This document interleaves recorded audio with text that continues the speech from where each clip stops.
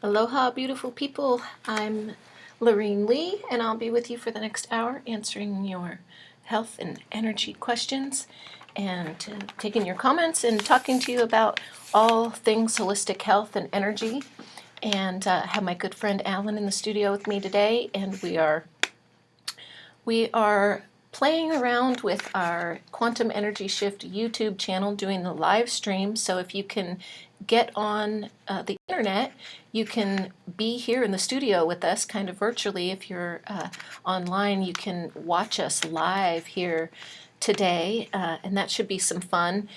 If you if you have my Facebook page, there's a link right at the top. I made a post earlier today about how you can link over to the Quantum Energy Shift channel on YouTube. And it's called Quantum Energy Shift Live Stream. And it's a new program that YouTube has where you can do live streaming straight from YouTube. And so we tried it last week and it seemed like it wasn't working, and later on we found out that it was at least recording, and so it looks like it's live right now. Hopefully you can go in and check that out. There's a chat area next to the video where you can ask questions, and let's see how that's working. Yeah, so we're just kind of playing with that now, and hopefully you can get in there and check it out. And alternatively, you can always send me an email. If you don't want to call in to the radio show, you can send an email to quantumenergyshift@yahoo.com and ask your questions. I can answer them live on the air, or I can just email you back, and that's a public service that I do to help out in the community, help you get your health questions answered from a natural, alternative, and holistic perspective. And as most of you know, I am a student in medical school. I have received my bachelor's degree in holistic health, so I'm a holistic health practitioner, and I've also received certification from integrative nutrition, which is the world's largest nutrition school, and I'm continuing on my medical education to become a doctor in natural medicine. And so I'm working on that, and that's all different kinds of fun. I have a bit of an announcement here from KPFZ concerning the Lake County Valley Fire Recovery Task Force. They're going to be holding community meetings focused on bringing residents the resources they need to recover from the Valley Fire. The Lake County Valley Fire Recovery Task Force will begin holding public meetings on Tuesday evenings at 6 p.m. at the Twin Pine Casino Event Center, which is located at 2223 Highway 29 in Middletown. Lake County Valley Fire Recovery Task Force is a partnership of local, state, federal, and tribal representatives. These agencies are working together to provide comprehensive services to aid in the recovery of Valley Fire survivors and Lake County residents. So Tuesdays at 6 p.m. you can go check that out. And right now, I'd like to talk to you a little bit about your good health and energy, of course. And I have been on an appreciation rampage lately. If you follow my personal Facebook page, you probably already know a little bit about that. But in appreciation for everyone and everything, I would like to read you my appreciation script that I wrote out, that I just love to share with everyone, and that I love to remind myself of as often as possible. Today, I command my thoughts. I know from experience that I create this life from my ideas, energy, visions, vibrations, intentions, ponderings, and notions. I understand that negativity provokes negative consequences, and when I think positive, I inspire positive circumstances. So today I'm impeccable with my word. I'm honest, genuine, thoughtful, respectful, considerate, and harmless in my intent and speech as I communicate with others. Today I give thanks as I realize that life is full of tribulation, adversity, and challenges, and the best way to succeed is to accept these challenges of life and persevere, strengthening and refining myself. Now today I abandon negative thinking, self-doubt, self-sabotage, fear of success or failure, self-criticism, people-pleasing, and procrastination. Alternatively, I expect miracles, for everything is possible. I am unlimited. I bite off more than I can chew, and then I chew it. Therefore, today I will not fritter away the hours with frivolity, glamour, shallowness, or frustration, wariness, indecision, and trifling foolishness. Instead, I delight in this day as I appreciate and give thanks for this auspicious occasion to emphasize my gratitude for the opportunity to expand my being. Today I choose health and well-being. I breathe. I breathe deep. I select whole, organic, and nourishing foods, herbs and superfoods, and fresh living water. I meditate wholeheartedly. I love unconditionally. I enjoy enthusiastic exercise to keep me thriving, for this body is my vehicle upon this earth within which my soul travels toward my ultimate purpose in this precious lifetime. So this very day I forgive myself and every single soul for each imaginable and unimaginable transgression, misconduct, crime, dishonesty, immortality, abuse, offense, atrocity, and wrongdoing. For I am not this body. I'm free. I'm but a mirror, a magnet, a stabilizer and equalizer, a fraction of the entirety, a bit of essence, a mere wisp of the immensity of all that is. Today I manage my emotions, thankful for the opportunity to practice my patience and positivity even in the face of trying times. I don't make assumptions or take things personally, trusting that I am enough. I am okay. All is well. And today I'm open-minded, positive, and non-judgmental. I offer my inspiration, support, and encouragement to those around me and to all who reach out. I'm grateful for my awareness that the universe is abundant, flowing, and giving. Therefore, I am in competition with no one. I have no delusions of being better than anyone. I'm equal to my neighbor, my son, and my friend. I'm neither above or beneath another soul. I simply aspire to be a better person than I was yesterday.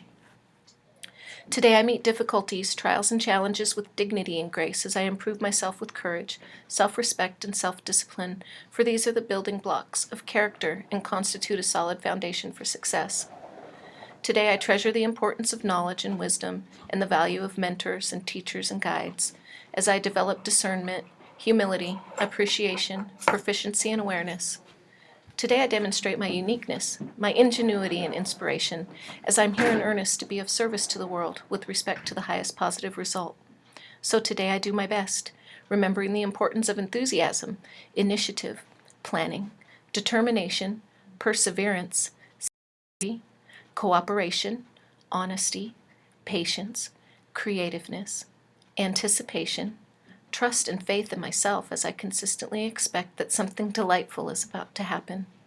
Today I dismiss from my life expressions of impossibility, hopelessness, failure, indecision, inadequacy, chaos, disaster, disappointment, and defeat, for these are the utterances of losers and fools. Now today I'm thankful for the opportunity to serve my brothers and sisters honestly, honorably, ethically, and humbly with compassion and generosity, for this is my calling, to share my love, my expertise, my kindness and blessing from the universe. Finally, each day I diligently embrace these intentions with dedication, sincerity, appreciation and love, bravery, fortitude and integrity, for I command my destiny and I create myself anew each day.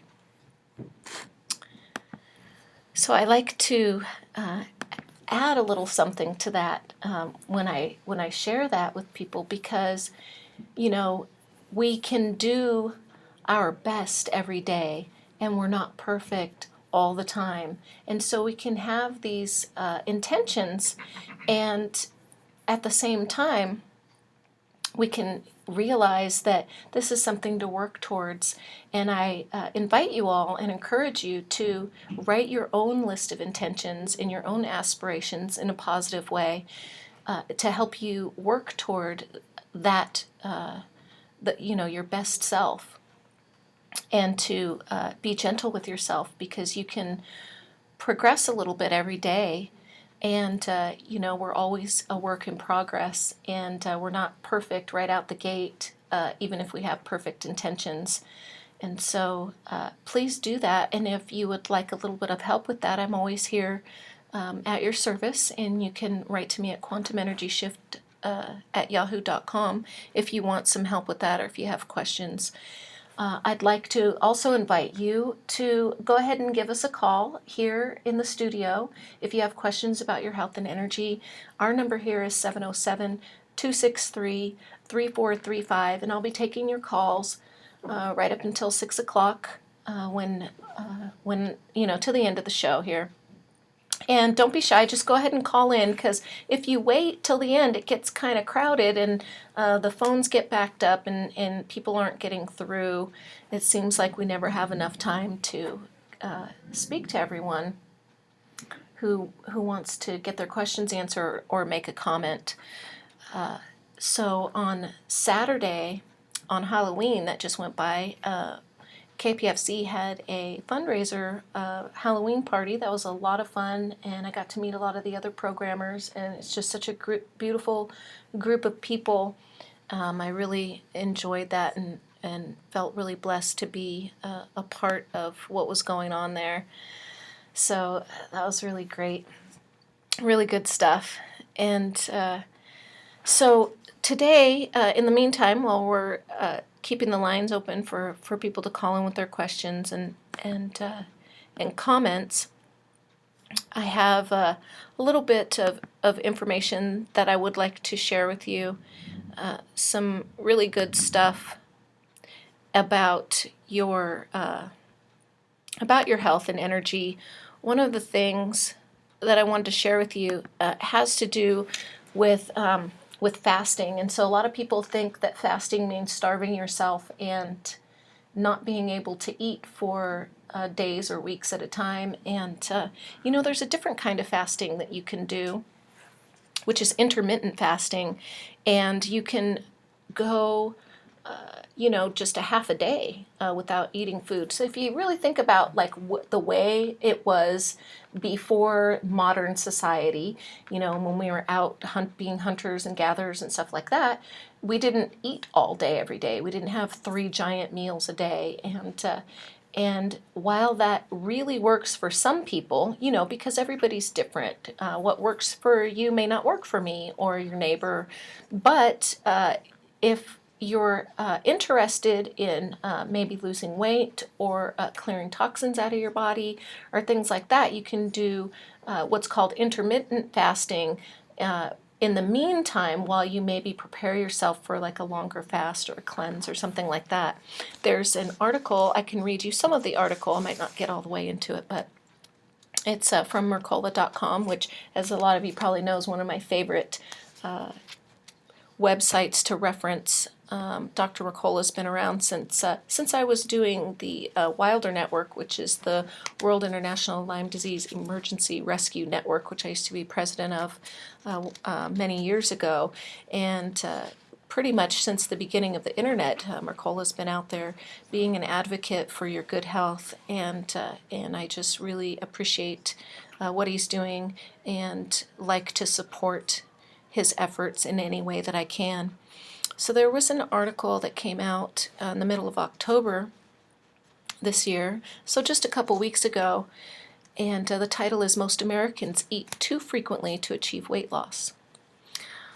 While there are many potential factors contributing to unsuccessful weight loss, if you're struggling with excess weight, then when you eat may be just as important as what you eat. In over 30 years of clinical practice, intermittent fasting is one of the most effective ways to shed excess weight I've ever seen. This is for 2 reasons. It helps you improve your insulin and leptin sensitivity, and it resets your body to more effectively burn fat for fuel. Eating too close to bedtime is another meal timing factor that can have serious health consequences. There's compelling evidence showing that when you supply fuel to your mitochondria at a time when they don't need it, they leak a large number of electrons that liberate reactive oxygen species as free radicals. These free radicals damage your mitochondrial and eventually nuclear DNA. There's also evidence indicating that cancer cells uniformly have damaged mitochondria, so the last thing you want to do is eat right before bedtime. But I personally strive for 6 hours of fasting before bedtime, but at a bare minimum, avoid eating at least 3 hours before going to bed.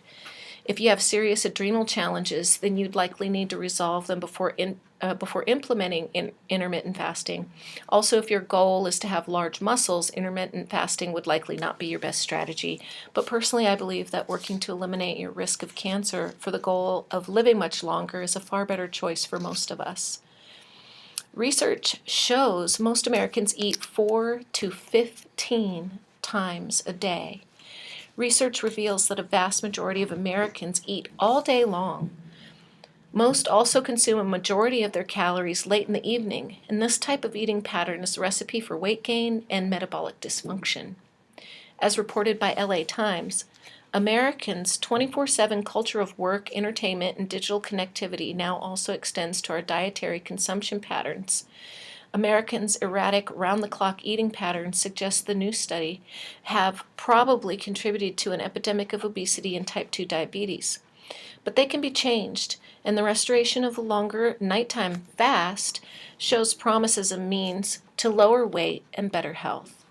The study revealed that most participants spread their eating and drinking over the course of 15 hours each day. About 25% of their daily calories were consumed before noon and more than 35% after 6 p.m. Other trends revealed by carefully tracking the timing and content of the people's food and beverage intake for 3 weeks included the following. The 10% of participants who ate and drank the fewest number of times each day still averaged 4.2 consumption events per day. The 10% who ate most frequently averaged 15.5 consumption events daily. Less than 10% of participants went without food for 12 hours or longer. The majority fasted less than 9 hours a day, and an average of 12% of the total calories participants ate each day were consumed after 9 p.m. Fasting 12 hours a day or more may be key for successful weight loss. Previous research has demonstrated that when mice are allowed to eat whenever they want, they tend to get obese, whereas animals whose food availability is restricted to 8 or 9 hours a day stay leaner, even though the overall calorie consumption is the same between the two groups. The mice that fast for 15 to 16 hours a day also had lower levels of inflammation, less fatty liver disease, and healthier cholesterol and metabolic markers compared to the non-fasting mice. As noted in the featured article, pointing to such research, the Salk researchers have suggested that a nightly fast of 10 to 12 hours might do much more than just limit the consumption of excess calories. Even without changing daily calorie intake, a lengthy nighttime fast appears to reset your clock, disturbed by 24/7 feeding, and drive up the body's ability to burn off extra calories. And while humans cannot have their chow taken away for half the day, the authors wrote, their erratic daily rhythm of eating fasting can be manipulated to obtain desirable health benefits. To evaluate the validity of their claim, the researchers recruited 8 of the original study participants for a small pilot study in which the only dietary change made was restricting their eating to a 10 to 12 hour window each day. For the remaining 12 to 14 hours, they fasted. After 4 months, the participants had lost an average of more than 7 pounds, and while not specifically instructed to cut calories, they ended up reducing their daily calories by an average of 20% anyway. Along with weight loss, the participants also reported improved sleep and increased energy levels. Temporary fasting mimics long-term calorie restriction. Calorie restriction has been one of the very few interventions that has been consistently shown to promote longevity, but living life on the brink of starvation is just too tough for most people. But as recently demonstrated in a study, temporary starving yourself every now and then effectively mimics continuous calorie restrictive diets and provides many of the same health benefits. The researchers tested a fasting schedule on yeast, mice, and humans to evaluate the effects. 38 healthy individuals between the age of 18 and 70 were enrolled in the human portion of the study, and half of them ate normally throughout the 3-month-long trial. The other half fasted for 5 days each month. During the 5 fasting days, their diet was all plant-based, low in carbohydrates and protein, and high in healthy fat. On the first day, they ate about 1,090 calories, and then only 725 calories on the 4 remaining days. It says the test subjects who ate the special diet experienced drops in their fasting blood glucose levels and in factors associated with cancer and cardiovascular risk. In mice, the researchers saw increased numbers of stem cells, suggesting that starvation-like conditions killed off old, weaker cells and allowed younger, refreshed cells to emerge. Everything is getting a little younger, and it goes back to working much better, they said. Evidence-based health benefits of intermittent fasting. While weight loss may be one of the most noticeable effects of intermittent fasting, it's certainly not the only one. Other health benefits associated with intermittent fasting include improved cellular repair and waste removal process, reduced cancer risk, hormonal adjustments that help release stored body fat, such as reduced insulin levels and increased human growth hormone release, improvements in risk factors for heart disease, such as blood pressure, cholesterol levels, triglycerides, and inflammatory markers, beneficial genetic and molecular changes associated with longevity and disease prevention, improved brain health and risk for neurodegenerative diseases such as Alzheimer's, courtesy of reductions in inflammation, oxidative stress, reduced blood sugar levels, and improved insulin sensitivity, reduced oxidative stress and inflammation, and extended lifespan.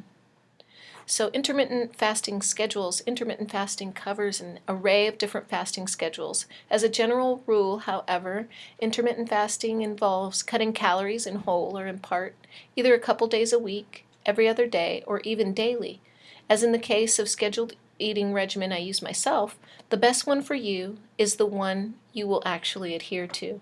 And here's a quick summary of several different eating schedules. You can restrict daily eating to a 6 to 8 hour window.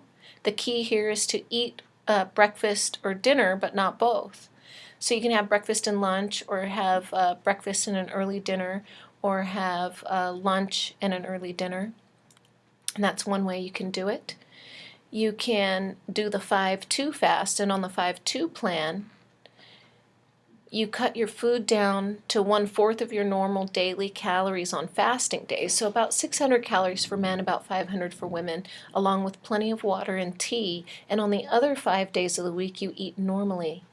You can do alternative day fasting, which is exactly as it sounds, 1 day on, 1 day off, and when you include sleeping time, the fast can end up being as long as 32 to 36 hours. The Diet Warrior is a protocol designed to improve your fitness by exercising in a fasted state, and you just want to make sure that you're, relatively healthy, and that you check with your doctor to make sure, that how you choose to do this, if you decide to take this on, is healthy and good for you, because, as I always say, everyone's different. What works for you or me may not work for someone else, and so you definitely want to make sure that what you're doing is healthy for you. And this, you do have a lot of choices here. So, and then there's the Eat, Stop, Eat protocol, where you fast for a full 24 hours once or twice a week, and your fast should be broken with a regular size meal, so you don't gorge yourself when you come off your fast. You kind of ease back into eating again, and that pretty much goes for any kind of fasting. In nutrition school, one of the things that we learned, and that I think is really important, is that, and it's very helpful with your energy, with your health, and also if you're working on weight loss, is to stop eating when you're 70 or 80% full, because we're going to be okay. We're, unlike in the early days of humanity, we almost always know where our next meal is going to come from. So it's not like we have to make ourselves 100 or more percent full on each meal. So those are some great things that you can do for your health. Avoid late night eating, and do these. You can alternate. You can do the daily fasting, where you eat during the day and you take 12 or 14 hours off a night. You can do a couple days a week. You can do 1 day a week. You can do a 5-day fast every month or every season. So there's lots of different ways you can do this. And I do invite you to just write to me if you want some assistance or some pointers. You can write to me at quantumenergyshift@yahoo.com, and I'll definitely help you out with that. So that was a lot of information. Let's go ahead and take our caller and see what's on your mind. Aloha, you're on with Laureen. Are you still there? That was a little bit of a hold, so why don't you go ahead and call back if you like, and if I cleared the line too soon, just call back. So, Did you want to say something, Alan? Go ahead. I just brought to mind the song by Wayne Newton. Just call me, call me. Yeah, right?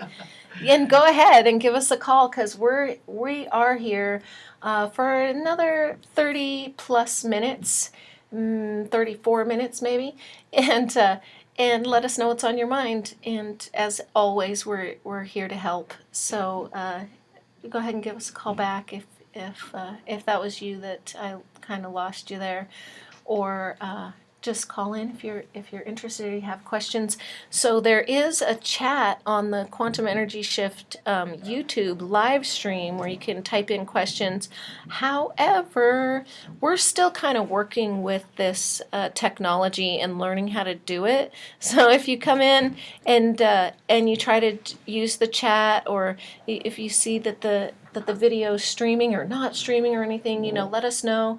You can always send an email and give us your feedback on that, and join in and watch us there, because we're really trying to make this happen. Because how cool is that if you can come on to the internet and be sitting here live in the studio with us, and kind of see what's going on. There's a meeting here starting in a couple minutes for programmers and directors and that kind of thing. And so that's actually happening. So there's a lot of people in the studio today, which is pretty cool. Get to see everybody and see what's going on. So, there was something else that I really wanted to talk to you all about today. And I know we've talked about this a little bit before, but I want to bring it up again and share this article with you.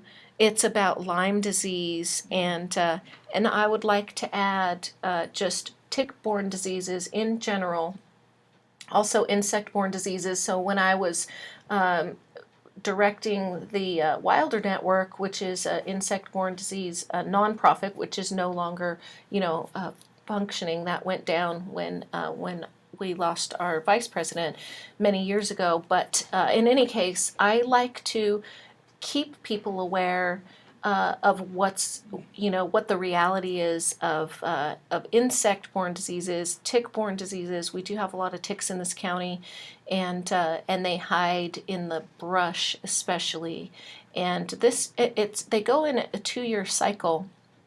The ticks I'm talking about now go in a 2-year cycle where when the acorns fall from the trees, which they do every other year, it brings a lot of rodents in, and the ticks kind of go on the same schedule as the dropping of the seeds and the acorns from the trees. And so this year was a big year for ticks, and every year they become more and more prevalent. So I just really want you to be aware of Lyme disease and insect-borne diseases.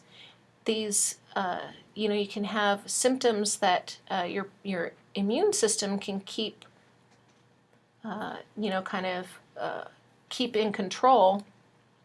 But if you have some kind of a big stressor in life, or another illness, or something like that, then the symptoms can all of a sudden become worse. And what's happening is in our body, if you look at your live blood under dark field microscope, you can see these little specks in between your blood cells and in between your macrophages, the white blood cells that are the ones that are part of your immune system that go in and fight stuff. So you have these little specks in between your blood, and they are they're like the beginning, like the seed of germs that can cause illness.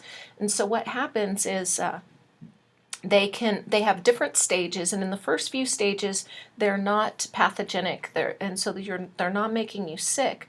But what happens is, as soon as you have a huge stress in life, or some other exposed to some illness, and especially emotional trauma or stress, then they grow into their more virulent stages that can begin to cause disease symptoms.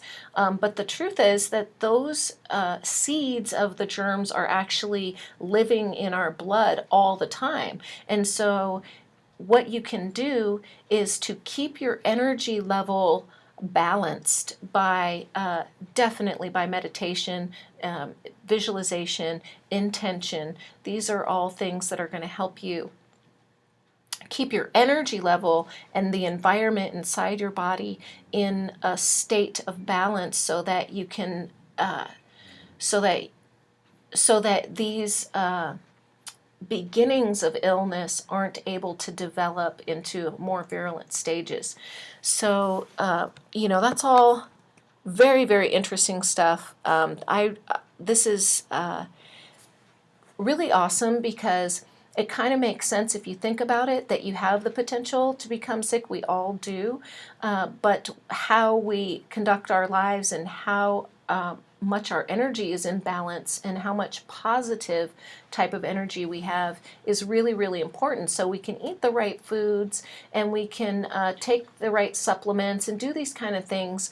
But a huge part of the puzzle that isn't maybe very popular nowadays with modern medicine is your energy level, and keeping your energy balanced, so that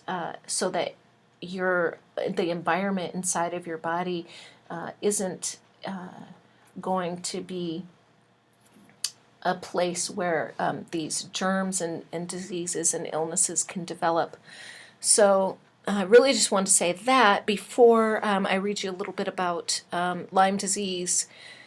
Another Mercola article from the middle of July, and Lyme disease on the rise as tick epidemic spreads across the U.S. So according to the Center for Disease Control and Prevention, an estimated 300,000 Americans are diagnosed with Lyme disease each year, and the prevalence is rising. Since national surveillance began in 1982, the number of annual Lyme disease cases reported has increased nearly 25-fold. The disease is also spreading out geographically. So I just want to interject something here, which is when they began reporting or taking reports for Lyme disease infection, it has increased over time, but then awareness has also increased over time. And then also, if you've been exposed to tick bites and insect bites that carry disease in the past, and maybe you haven't, maybe you didn't get sick right away, maybe your immune system kicked in, or maybe you had a mild illness, and you didn't associate it with exposure to one of the germs that the insects can carry. So maybe it took a while for the symptoms to show up, and so as that develops, then reporting would develop more. So the article continues. Between 1993 and 1997, 43 counties across the U.S. had a high incidence of Lyme disease, and by 2012, the number of hotspots had skyrocketed to 182. As reported by Time magazine, Lyme disease is not only becoming more rampant in its normal hotspot of the Northeast U.S., it's spreading across the country.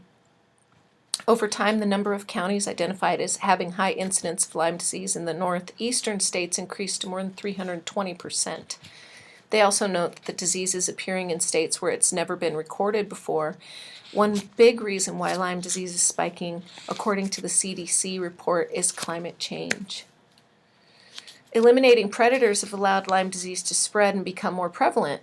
While deer usually gets the blame for spreading tick-borne disease, rodents are actually the primary threat. So ticks are not born with the Lyme spirochetes. It picks up the bacteria when feeding on an infected host. So there's indication based on research that the white-footed mice infect 75 to 95% of the larval ticks that feed on them, while deer only infect about 1%.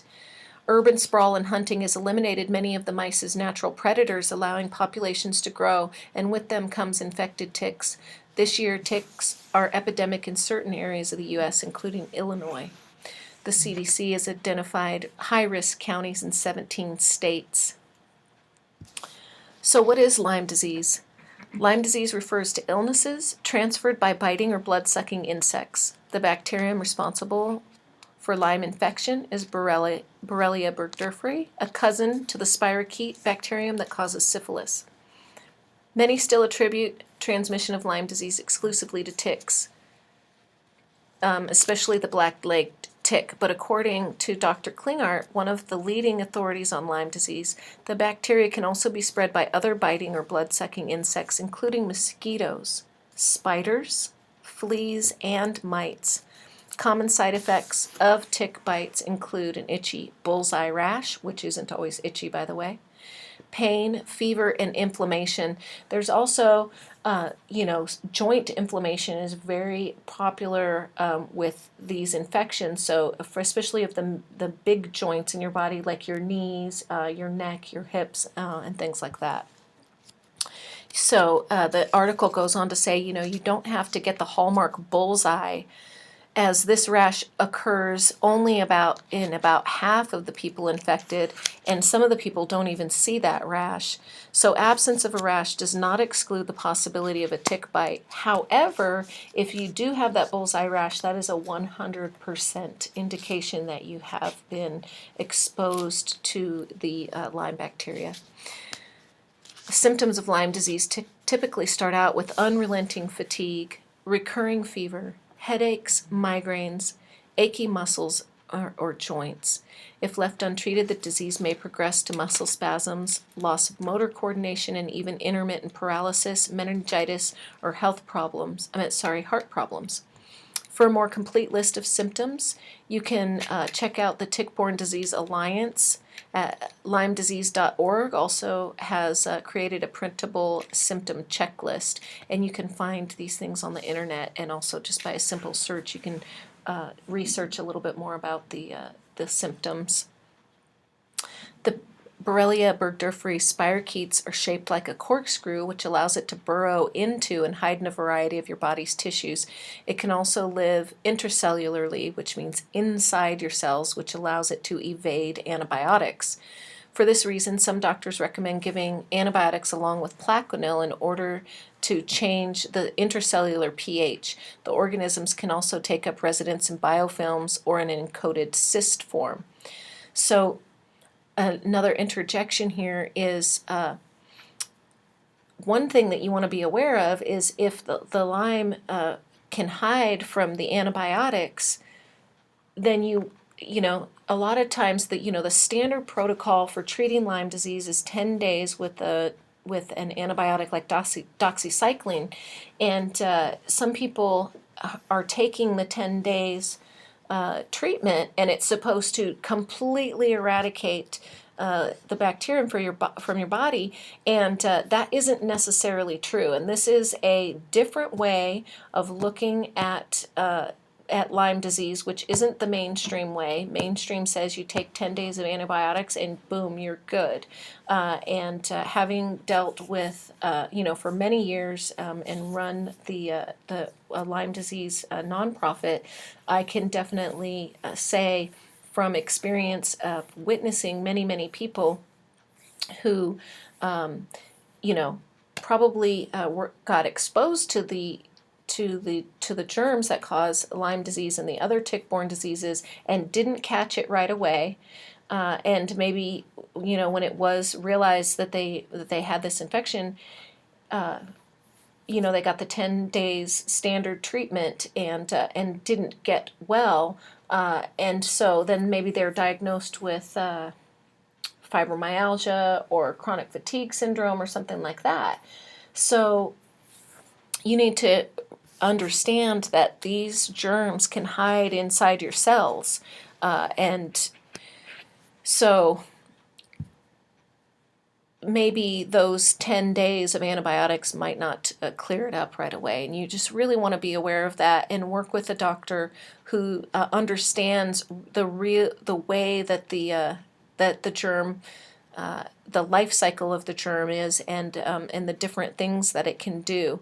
So, of all these different morphologies and clever evasion capabilities, they explain why the Lyme infection can cause such wide-ranging multi-symptom involvement and why treatment can be difficult.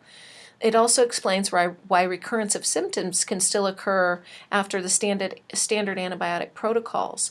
Complicating matters further, ticks can also infect you with a number of other disease-causing organisms such as Bartonella, Rickettsia, Ehrlichia, and Babesia, and some others. These organisms can travel with the Borrelia burgdorferi, and each organism causes a different set of symptoms. So according to Dr. Klingart, many Lyme patients have one or more of these co-infections which may or may not respond to any given treatment. The Lyme bacterium has yet another stealthy survival mechanism. While most bacteria need iron to survive, the Lyme bacterium has adapted to survive without iron, using manganese instead. This allows it to evade your body's natural immune system defenses that destroy pathogens by cutting off their iron supply. If you're looking for a film about Lyme disease, I recommend Under Our Skin.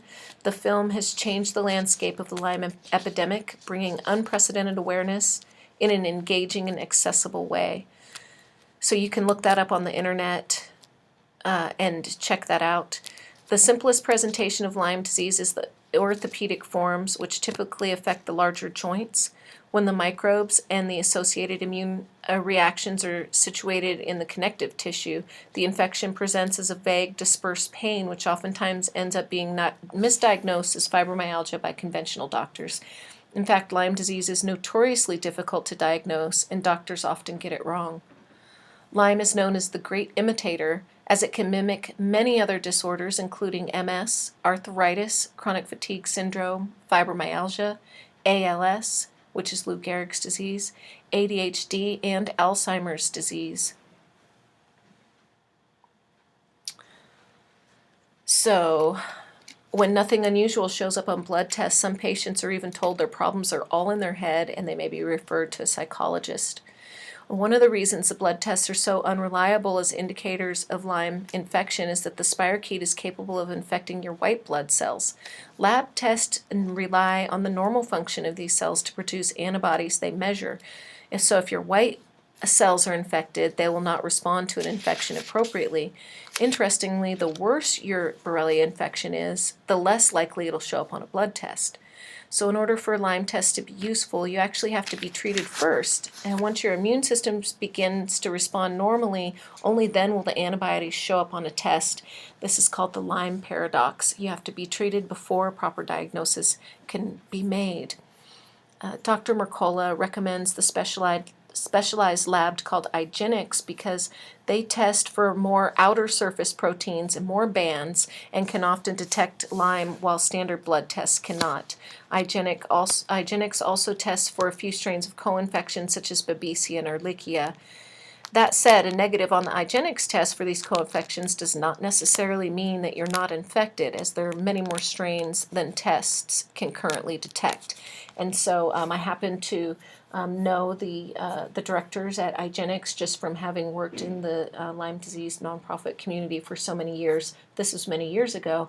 There's also Bowen Lab in Florida, which does a live blood, well, it's not really live blood cell analysis, but they do a dark field analysis of your blood, and they can see different stages of different tick-borne diseases right in your blood, and so that's another one to check out. The controversy over treatment for chronic Lyme. While most doctors now acknowledge that Lyme disease is real, controversy still remains over whether or not Lyme can persist or become chronic, and if so, whether extended long-term treatment with antibiotics is effective. Doctors who belong to the IDSA, which is the Infectious Diseases Society of America, do not believe in chronic Lyme and typically will not treat a Lyme patient beyond 4 weeks. Doctors belonging to ILADS, the International Lyme and Associated Diseases Society, on the other hand, do believe Lyme can persist and are willing to treat you beyond the 4-week period. Insurance companies typically will not pay for extended use of antibiotics, though, because they follow the guidelines of the IDSA, which is the Infectious Diseases Society of America. Personally, says Dr. Mercola, I find it baffling that physicians would deny the possibility of ongoing infections when these organisms are known to operate by stealth and are capable of evading detection and most standard treatment protocols. I can tell you firsthand from my experience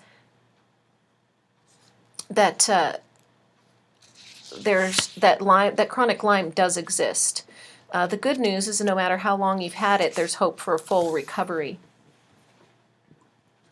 I do have a couple callers waiting on the side here, but I would really like to say something about the long-term treatment of Lyme disease and long-term treatment of chronic Lyme disease, because I have personally experienced it myself, and I had a lot of damage to my organs, my liver, kidneys, and my digestive system from long-term antibiotic treatment and also the other medications that treat symptoms. And so I would really recommend or suggest that you work with someone who does work with holistic health as well as using standard medical treatment, because there's so much that you need to get in balance. You need to be constantly detoxing the toxins out of your body from these medicines, from these standard medicines that are going on, especially if you're going to be doing long-term pharmaceutical medicines. So that's about it in a nutshell. And let's see if we